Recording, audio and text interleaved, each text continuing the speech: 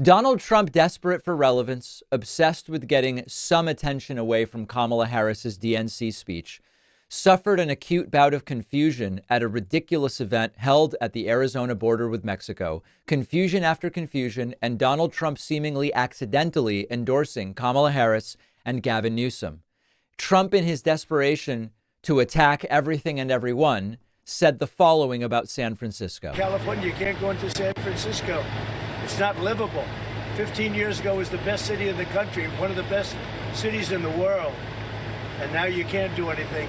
Look at what she's done. And now she's going to be president, and she's going to do the exact same thing. Trump saying that 15 years ago, San Francisco was the best city in the country and one of the best cities in the world. It's unfortunate politically for Trump that the mayor of San Francisco 15 years ago was Gavin Newsom, and the district attorney of San Francisco 15 years ago was none other than Kamala Harris, when Trump acknowledges it was the best city in the United States. More confusion for Trump. Asked why he didn't support the bipartisan border security bill, Trump says, well, when I was president, I closed the border. He never actually did that. But of course, he's confused about the fact that if what he really cared about was the border, he wouldn't have told Republicans, kill the border bill. If they wanted to close the border, I didn't have a bill. I said, close the border. I said, Brandon, close that border, Brandon. And what happened? He closed the border. They all did. Paul, the whole group of them. This group is incredible. They closed the border. I looked at him. I said, we don't have a bill. We don't need a bill. Close the damn border. They closed the border. None of that happened, and Trump's confusion palpable throughout this harebrained event on the Mexico border in Arizona. Trump wrongly stating again that he should have won Minnesota twice, but only because of fraud did he not win. As I'm sure most of you know, Minnesota, a very blue state that Trump had no chance of winning. His numbers are horrible. People are fleeing his state. I love his state. We should have won his state twice, but a lot of hanky-panky goes on there. Hasn't been won since 1972. Richard Nixon was the last one to win it. But every time I go in there, we have massive crowds and everything's good, but nobody seems to be able to win it. So I know why we didn't win it. People don't like to talk about it. Of course, Trump acknowledging that Republicans haven't won Minnesota in 50 years should be a sign that you didn't lose because of hanky-panky. You lost because there's a lot more Democrats in Minnesota.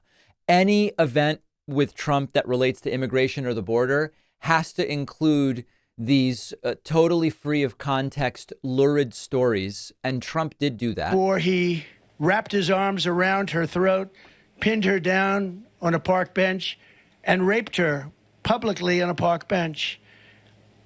And she said, he wasn't trying to rape me, he was trying to kill me.